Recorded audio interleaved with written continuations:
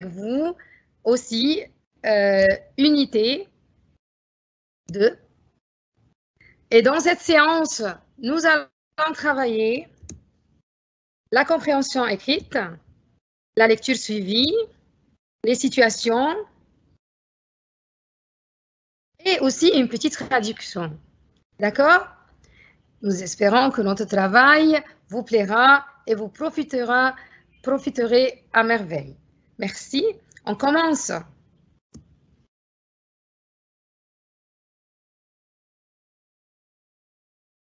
Voilà. On va commencer par quel type d'étudiant êtes-vous? Quel type d'étudiant êtes-vous? On va détailler le texte. Le premier type, c'est le type spontané. Vous voulez apprendre le français quand vous avez appris votre langue maternelle. Vous êtes peut-être doué pour les langues, mais attention, les fautes de grammaire ou de prononciation peuvent devenir des habitudes. Il faut les corriger tout de suite. Essayez d'être un peu réfléchi et méthodique. Que veut dire le mot spontané?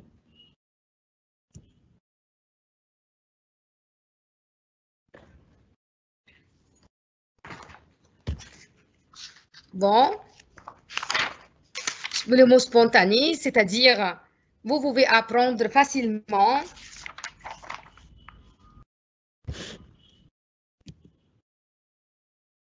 et on ne réfléchit pas beaucoup avant de parler. Le mot dominant, type dominant. Dominant veut dire qui exerce une autorité sur d'autres personnes et animaux. Que veut dire le mot type? Le mot type. Le mot type veut dire un exemple ou un modèle. D'accord? Il y a un autre synonyme aussi quand je dis « Ah bon, j'ai rencontré ce type », ça veut dire cet homme, cette personne. Deuxième type, c'est le type réfléchi. Vous êtes plus à l'aise à l'écrit qu'à l'oral. Vous avez envie de parler sans faire de faute. Tout le monde a envie de parler sans faire de faute, n'est-ce pas? Alors, vous réfléchissez avant de parler et les autres parlent à votre place. La spontanéité, la confiance en soi, ça se prépare. Lisez les conseils que nous donnons aux discrets. Lisez les conseils que nous donnons aux discrets. Bon, le type réfléchi veut dire qui pense avant de parler ou d'agir.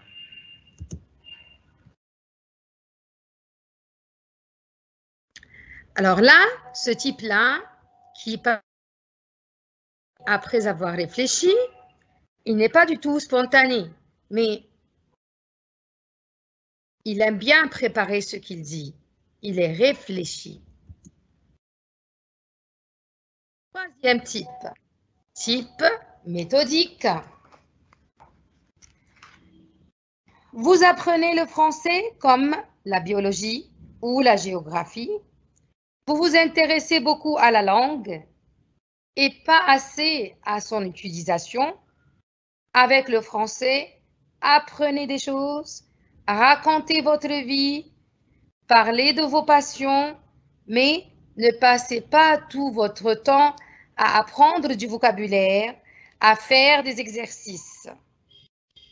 Bon, ce type méthodique qui aime bien agir avec méthode systématique et organisée, il adore parler de règles de grammaire, il aime bien qu'il soit toujours correct et apprendre du vocabulaire et des exercices. Il a parlé de vos passions, c'est-à-dire vos goûts les plus forts, ce que vous aimez le plus.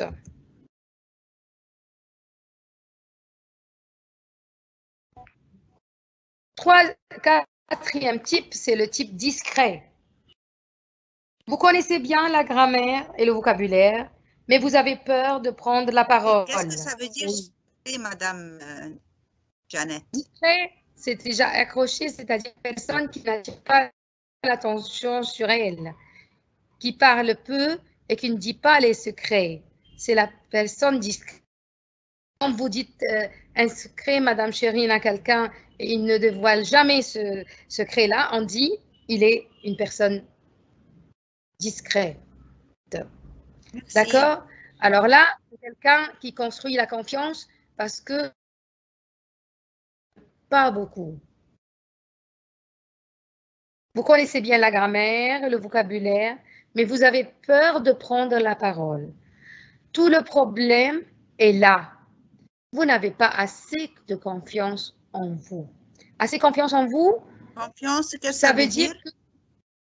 C'est le contraire de mon méfiance, c'est-à-dire être sûr de soi et prendre la parole. Pour construire cette confiance, préparez un stock de petites phrases. Je suis d'accord, j'aime bien. Alors là, on se prépare, les personnes discrètes se préparent. Posez des questions, demandez à votre interlocuteur de vous aider.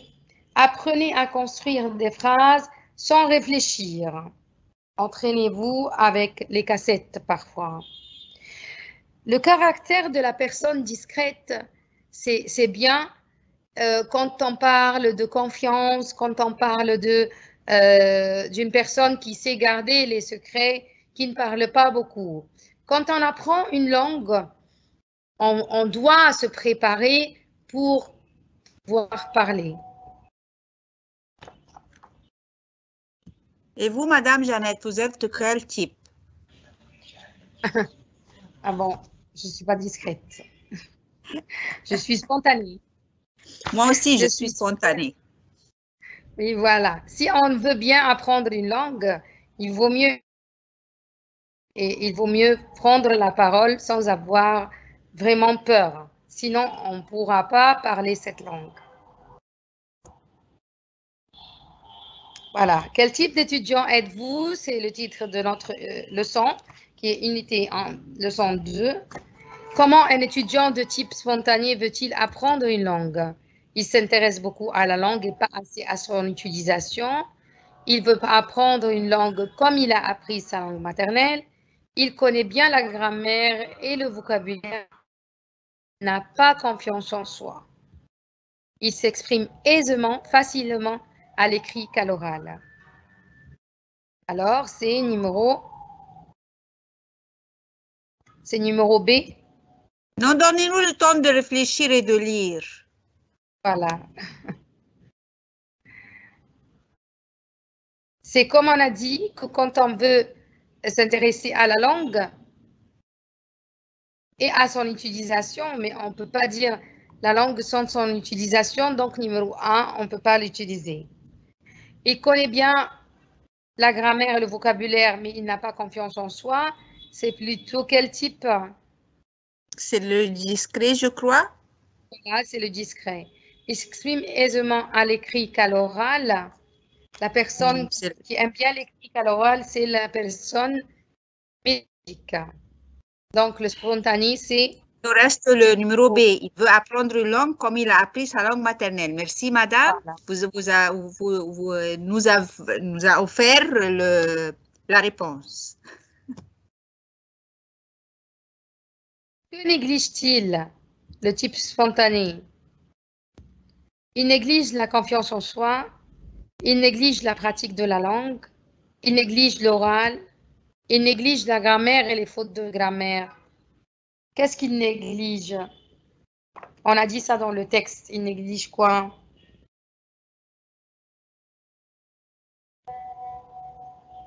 Dans le texte, on a dit, on ne peut pas dire négliger l'oral parce que le type spontané, il aime bien parler. On ne peut pas dire négliger la confiance en soi parce que quand même, c'est important. Il néglige la pratique de la langue, c'est complètement différent. Alors, qu'est-ce qu'il néglige? Numéro D, la je grammaire. crois. Oui, il néglige la grammaire et les fautes de grammaire, oui. Parce que lui, Voilà. pour lui, il vaut mieux parler, mais on le conseille toujours, on lui conseille toujours de ne pas négliger trop la grammaire et les fautes de grammaire, sinon ça va être des habitudes.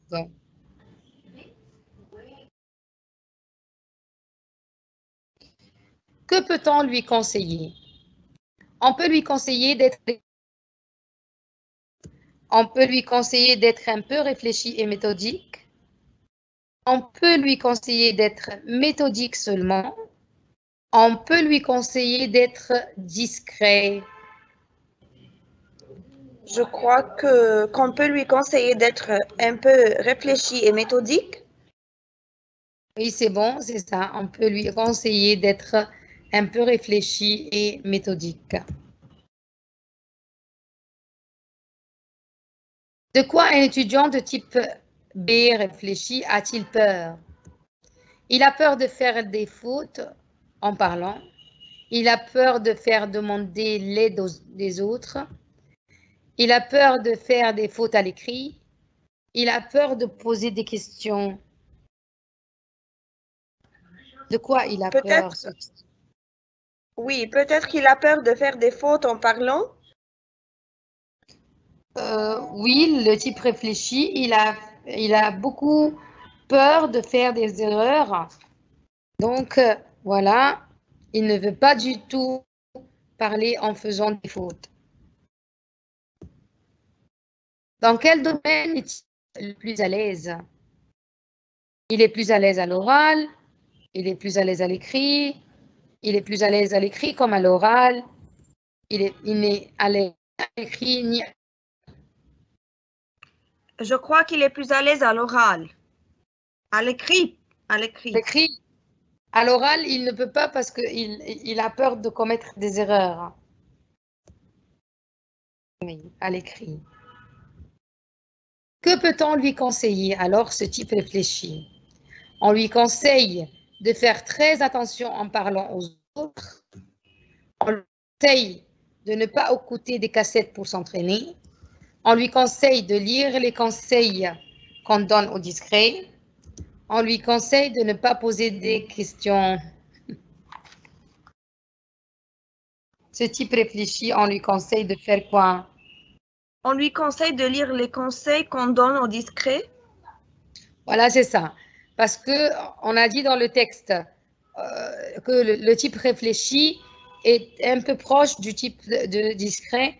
Donc, il vaut mieux qu'il lise les conseils qu'on donne aux discrets.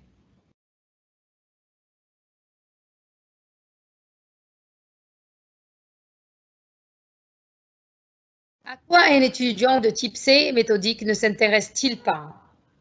Il ne s'intéresse pas à l'utilisation de la langue, il ne s'intéresse pas à faire des exercices, il ne s'intéresse pas à apprendre le vocabulaire, il ne s'intéresse pas à parler des passions. Il ne s'intéresse pas à l'utilisation de la langue. Voilà, parce que, en fait, le type méthodique, il ne s'intéresse pas à l'utilisation de la langue, plutôt il s'intéresse au vocabulaire, aux règles de grammaire, ainsi de suite. Que peut-on lui conseiller de faire? On peut lui conseiller d'apprendre toujours du vocabulaire. On peut lui conseiller de faire toujours des exercices seulement. On peut lui conseiller de s'éloigner des autres. On peut lui conseiller d'apprendre des choses et raconter sa vie. Je crois qu'on peut lui conseiller d'apprendre des choses et de raconter sa vie. Voilà, parce que quand on veut parler de sa vie, de ses passions, on ose parler et on peut mettre de côté les règles et tout ça. Voilà. De quoi un étudiant de type discret a-t-il peur? Il a peur de faire des fautes de grammaire. Il a peur de prendre la parole. Il a peur de faire des fautes de vocabulaire. Il a peur de construire des phrases à l'écrit. De quoi il a peur? Il a peur de prendre la parole. C'est ça. Un type discret, il a peur de prendre la parole. Il est discret. Que doit-il faire pour construire sa confiance? Il prépare de petites phrases sans réfléchir, pose des questions et construit sans réfléchir. Il s'intéresse à l'utilisation de la langue. Il s'intéresse à l'écrit qu'à l'oral. Il réfléchit beaucoup. Je crois qu'il prépare de petites phrases sans réfléchir, pose des questions et construit sans réfléchir. Pour le discret, c'est parce que lui, et il aime bien ne pas, il n'a pas assez de confiance en soi, alors là, il prépare un stock de petites phrases et il commence à poser des questions. Quand il prépare ces choses-là, ces phrases-là, il peut facilement poser les questions et il peut sortir de sa discrétion. Cherchez les points forts et les points faibles chez les 4 types. Bon. Spontané, méthodique, réfléchi, discret. Le point fort pour spontané, c'est quoi? À votre avis, c'est quoi? Les points forts pour spontané. Je crois qu'il est doué pour les langues. Oui, c'est bon, il est doué pour les langues. Oui. Et la méthodique? Quels sont les points forts? Peut-être il s'intéresse beaucoup à la langue. Il s'intéresse beaucoup aux règles de grammaire, à la langue, à l'écrit. Et réfléchit, quel est son point fort? Je crois qu'il est à l'aise à l'écrit. Il est plus à l'aise à l'écrit? Oui. Et il pense beaucoup avant de prendre la parole. Discret? Il connaît la grammaire et le vocabulaire. Alors, doué pour les langues, c'est pour le type spontané. Ils sont doués pour les langues. La méthodique, ils s'intéressent beaucoup à la langue. Le réfléchi, ils sont toujours à l'aise à l'écrit. Le discret, ils connaissent très bien la grammaire et le vocabulaire. Maintenant, leur point faible, le spontané. Qu'est-ce qu'il a comme point faible? Il a trop de fautes de grammaire. Trop de fautes de grammaire, très bien. Oui. Parce que à force de parler, il commet des erreurs et il s'habitue à ces erreurs. Pour le méthodique, son point faible? Il ne s'intéresse pas à l'utilisation de la langue. Oui, voilà. Le réfléchi? Il réfléchit avant de parler. Voilà, il réfléchit trop, c'est son point faible, oui. Le discret? Il a peur de prendre la parole et il n'a pas confiance en soi. Voilà, c'est complètement ça, ce que je veux dire. Font des fautes de grammaire, ne s'intéressent pas à l'utilisation de la langue, ils réfléchissent avant de parler, ils ont peur de prendre la parole, ils n'ont pas confiance en eux. Donc voilà les points forts, les points faibles de chaque type.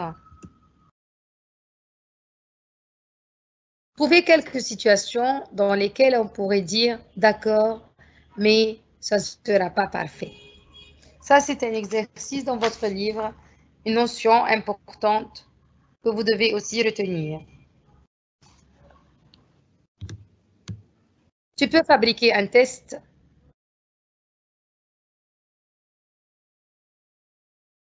Tu peux réparer mon portable. Tu peux tricoter un bonnet. Tu peux faire une maquette d'une maison. Voilà. À chaque situation, vous allez dire d'accord, mais ça ne sera pas parfait. On dit cette phrase quand on connaît comment fabriquer quelque chose, comment faire quelque chose, mais pas d'une manière excellente. Donc, on dit d'accord, mais ça ne sera pas parfait. D'accord? D'accord. D'accord, mais ça ne sera pas parfait. De quoi avez-vous peur? De quoi avez-vous peur de prendre la parole? Alors, Madame Nancy, de quoi avez-vous peur? Moi, j'ai peur de prendre la parole aussi devant un grand public. Et Madame Nermine, de Et quoi puis, avez-vous peur? par exemple, si je vais jouer d'un instrument, n'importe quel instrument, j'ai peur, par exemple, de faire une faute, une fausse de note. Voilà, une fausse note quand on joue de la musique. Très bien. Et Madame Chérine, de quoi vous avez peur? Par exemple, si je prends un parachute, non, je serais terrifiée. Ah bon, ça va. Voilà. En jouant d'un instrument, on a peur de faire une fausse note. En faisant de la moto, on a peur de tomber et par la suite se casser la jambe. En sautant en parachute, on a peur de mourir si le parachute ne sera pas ouvert. En réparant l'électricité, de me faire tuer par le courant électrique, d'être électrocuté.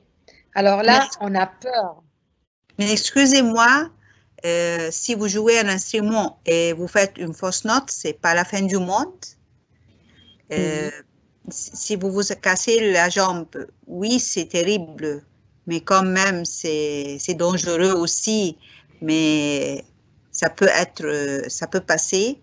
Si on va avoir peur d'utiliser n'importe quel instrument et avoir peur de mourir, par exemple, on ne va rien faire dans notre vie. On ne va pas prendre ni avion, ni bateau, ni parachute, ni quoi que ce soit.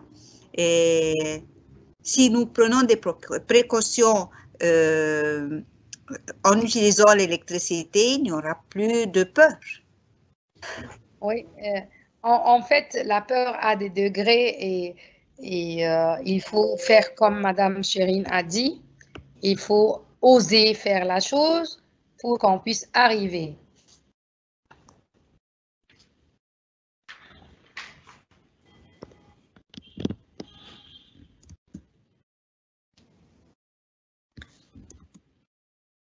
Maintenant, c'est la page 11, numéro 6.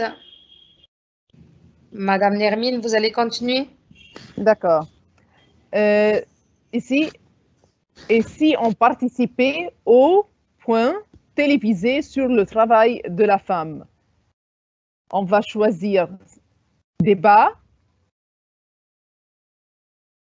ou concours ou programme ou film.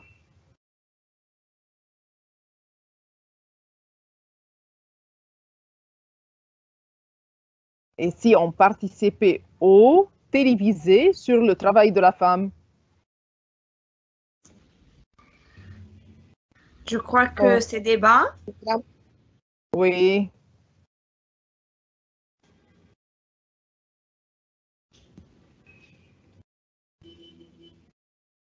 Alors, la deuxième phrase. Vraiment, les vieux quartiers sont des points très intéressants à visiter. Alors, lieu ou monument ou endroit ou établissement? C'est endroit, je pense.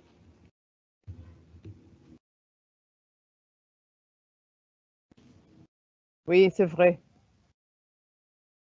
Numéro 3, partir seul à l'étranger, c'est contraire à nos habitudes ou pensées ou idées ou traditions. Tradition. Oui, très bien.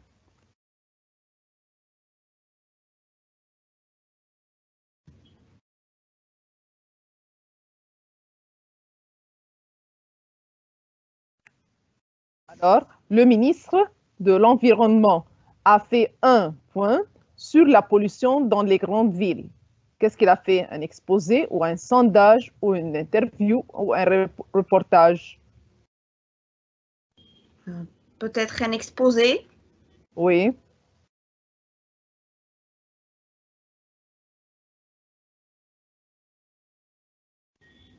Numéro 5, vous êtes peut-être doué pour les langues, mais attention aux fautes de grammaire ou aux fautes de conjugaison, aux réactions des autres ou en jouant.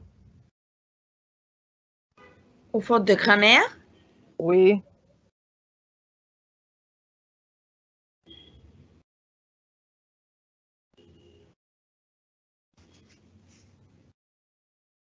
Numéro 6, vous vous intéressez beaucoup à la politique ou la mode ou la langue ou la technologie, mais ne passez pas votre temps à apprendre le vocabulaire. C'est la langue. Oui, très bien.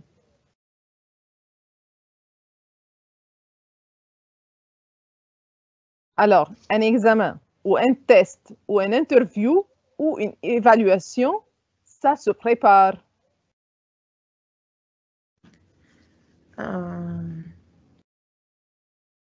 Alors, toutes les réponses sont possibles. Oui. C'est pour cela qu'on doit faire très attention en répondant. Un examen? Oui. Très bien. Ou un test, parce qu'il a dit un mot pris du texte. Oui.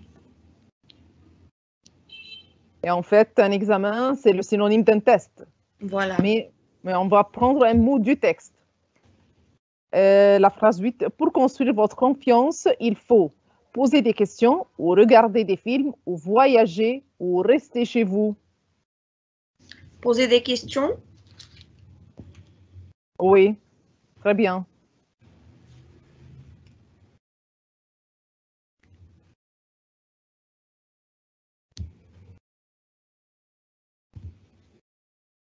Cette partie est très importante. L'antonyme de heureux. Est-ce que c'est peureux ou pessimiste ou malheureux ou misérable?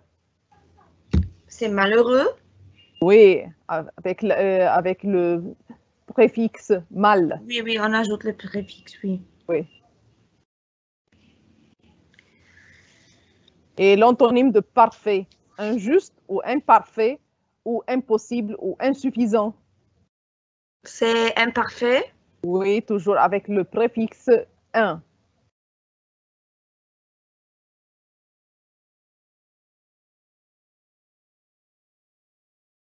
Et l'antonyme de fort, est-ce que c'est faible ou malade ou insupportable ou léger?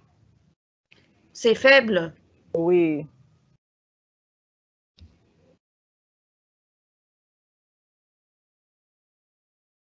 Très bien. Le contraire, tout à fait, ce diapo est le contraire. Le synonyme ici de heureux, est-ce que c'est ravi ou satisfait ou optimiste ou aisé?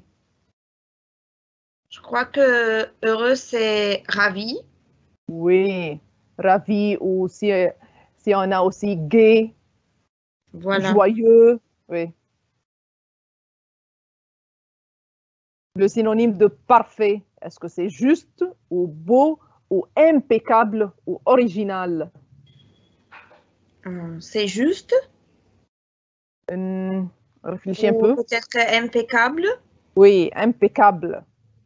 C'est plus parfait ici. Oui.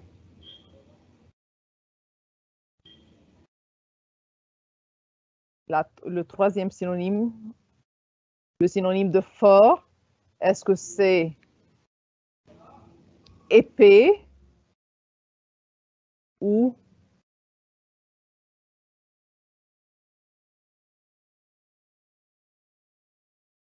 puissant Oui, c'est puissant. ou difficile? Oui, très bien.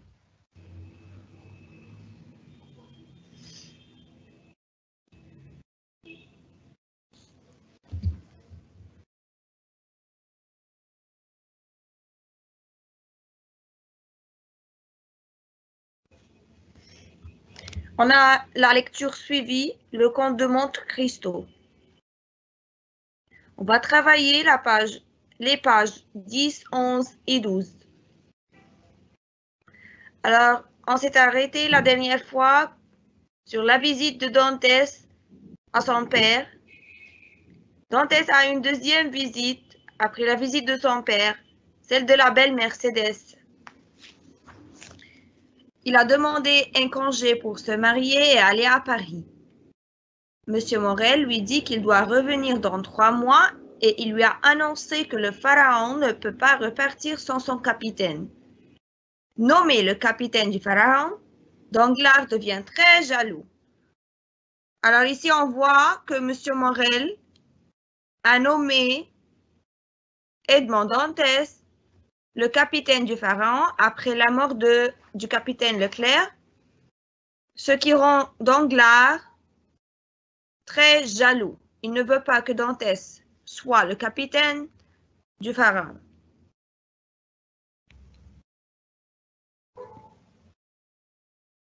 Dans le café La Réserve, ce dernier boit un verre de café avec son ami Caderousse. Ce dernier, c'est-à-dire Danglars. Fernand aussi était présent. Il a l'air triste et en colère. Ce compétent pêcheur est amoureux de la belle Mercédès. Alors ici, on voit Fernand qui se rassemble avec Caderousse et Danglars dans un café qui s'appelle La Réserve. Fernand est très triste parce que lui aussi est amoureux de la belle Mercédès qui va épouser Edmond Dantès. Caderousse remarque 2 amoureux qui marchent la main dans la main, ce sont Dantès et Mercédès. Fernand est angoissé. Voilà, Caderousse du café, il a remarqué qu'il y a 2 amoureux qui marchent ensemble, ce sont Dantès et Mercédès. Alors, Fernand aussi a vu, a remarqué et il est très en colère.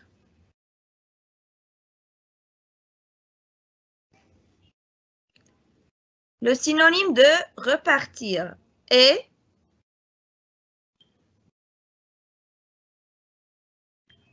rebondir, retourner, classer, partager.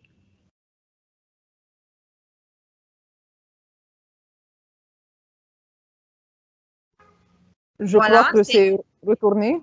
Oui, c'est retourner. Très bien. Le synonyme de nommer est mentionner, envoyer, dévoiler, affecter.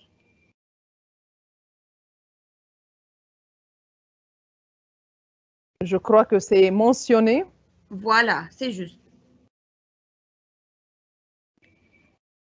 Le synonyme de saisir des larmes. Alors, il faut les bouleverser, les émouvoir, les déchiffrer, les attraper. C'est attraper. C'est très bien.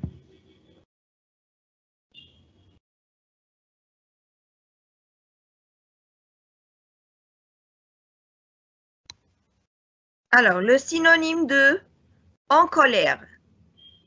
Agressif, impatient, furieux, embêté. Je confonds entre furieux et agressif. Non, en colère, c'est furieux. Agressif, c'est un peu, il saisit une action, c'est une action résultante de la colère. Ah oui. Alors, c'est furieux. Oui. Voilà, merci. Le synonyme de tressaillir. Remuer, trembler, sursauter, éprouver. Il y a des petites nuances entre eux. Oui. Mais Alors, je crois que c'est trembler. C'est trembler, voilà. On peut aussi dire frissonner. Oui, oui. Le synonyme d'angoisse. Embarras, douleur, frémissement, quiétude. Je crois que c'est embarras. C'est embarras, voilà.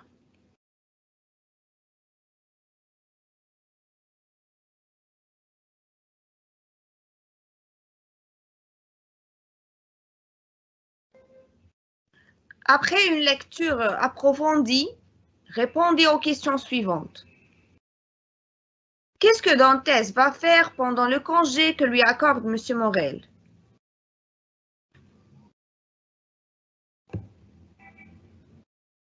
Je crois qu'il va se marier. Ah, c'est bon, très bien. Est-ce que tout le monde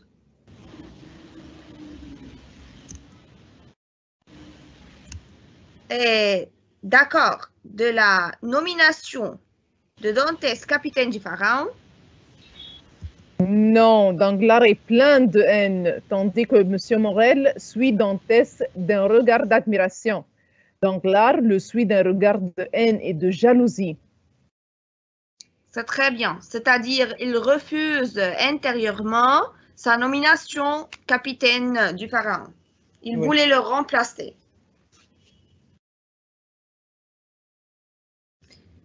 Question 3. Qui est Fernand? C'est un des meilleurs pêcheurs de Marseille. De son côté, il est amoureux de Mercedes. Ah, voilà. Ce qui explique pourquoi il est en colère. Oui.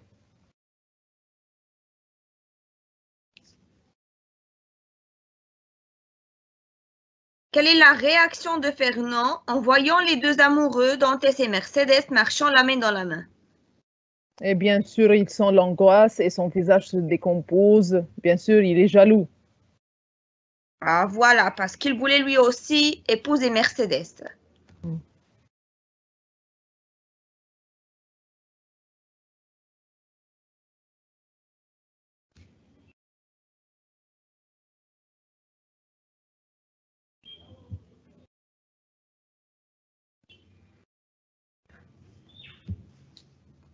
Situation. Le maire reçoit une personnalité française. On vous demande de faire l'interprète.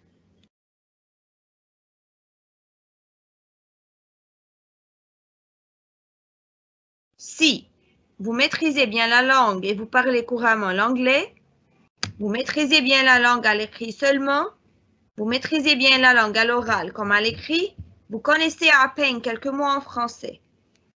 Bien sûr, selon la compréhension écrite au début, c'est si vous maîtrisez bien la langue à l'oral comme à l'écrit. Voilà, c'est très bien.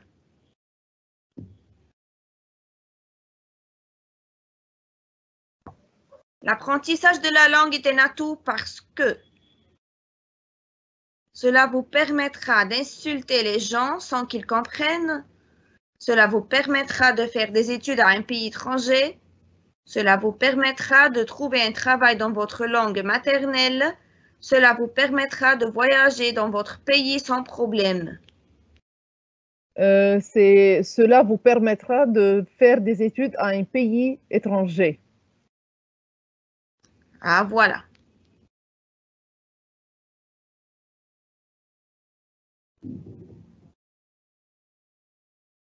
Vous partez en France, vous emportez un guide touristique de l'Égypte en votre langue maternelle, une liste de courses à faire, une liste des médicaments contre le stress, une liste d'endroits à visiter et un guide touristique en français. C'est la réponse numéro 4, une liste d'endroits à visiter et un guide touristique en français. Ah, voilà, je ne pense pas qu'on va avoir recours aux médicaments contre le stress. Oui.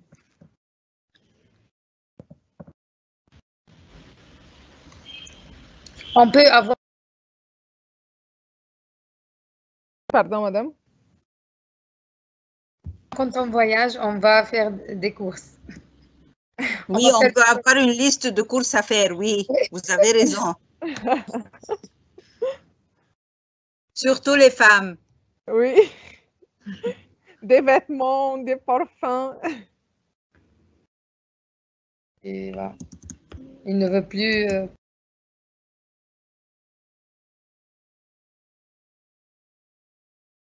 Voilà. Des parents voulaient persuader l'inspecteur d'académie de renoncer à sa décision de fermeture de l'académie. Ils lui diront: l'établissement connaît de graves difficultés financières. Nous vous demandons instamment d'abandonner ce projet. Pourriez-vous nous informer sur les mesures que vous comptez prendre concernant cette fermeture? On vous demande un délai de paiement. Je crois que c'est numéro B. Nous vous demandons instamment d'abandonner ce projet. Très bien.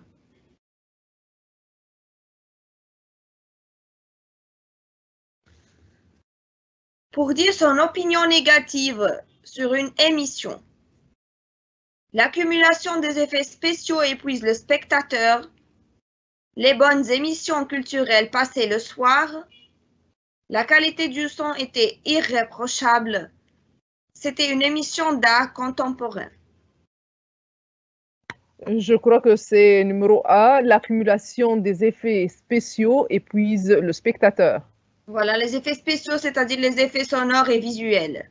Oui.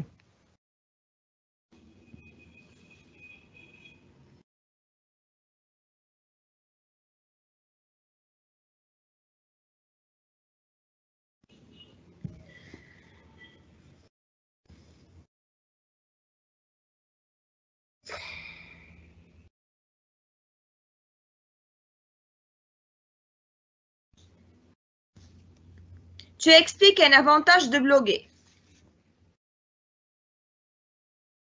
Il est interdit de tenir des propos racistes ou injurieux. Certains blogueurs deviennent des personnalités à suivre. Bloguer, ça sert à s'exprimer, à se faire connaître, partager les passions communes. La blogosphère prendrait une place si importante dans ma vie. C'est numéro B. Certains blogueurs deviennent des personnalités à suivre. Voilà. C'est le motif de la plupart des blogueurs. Oui.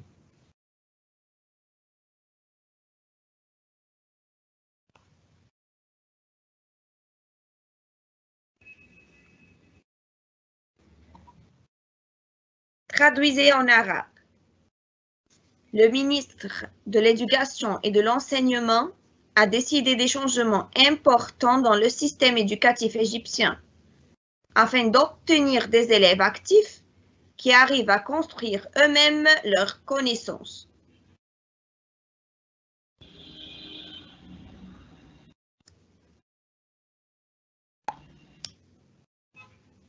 Changement, bien sûr, c'est تغييرات.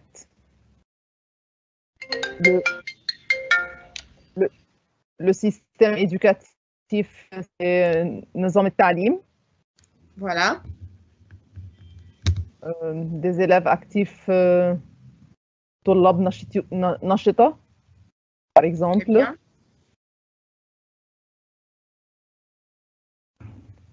Connaissance, c'est معارف, par exemple. Oui, très bien.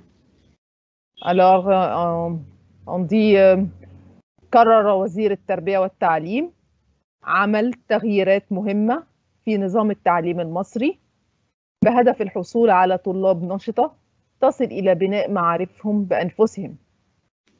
C'est très bien.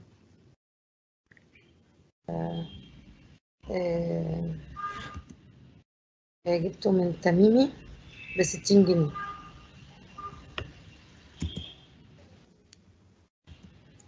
Traduisez en français. يجب تشجيع الشباب على السكن في المدن الجديدة بعيداً عن المدن المزدحمة والتلوث. هناك يمكن الاستمتاع بجمال الطبيعة والهدوء. Bon, تشجيع, ça veut dire encourager.